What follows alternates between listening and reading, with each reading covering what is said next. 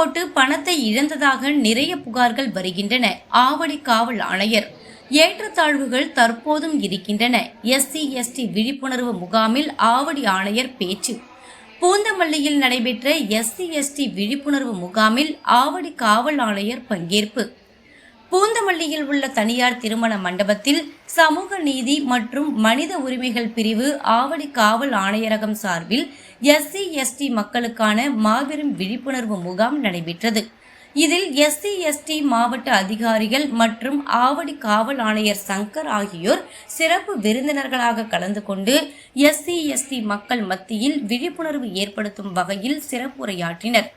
நிகழ்ச்சியில் பேசிய ஆவடி காவல் ஆணையர் சங்கர், பூனையும் எலியும் சேர்ந்து இருக்க முடியாது, ஆனால் மனிதர்கள் அப்படி இல்லை, வாழ்வோம் வாழ விடுவோம். ஒரு நாட்டில் உரிமையை பாதுகாக்கத்தான் சட்டங்கள் உள்ளன.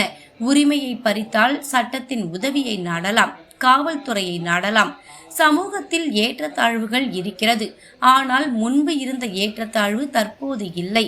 ஏற்றத்தாழ்வு இந்தியாவில் மட்டுமல்ல, உலகம் முழுவதும் இருக்கிறது.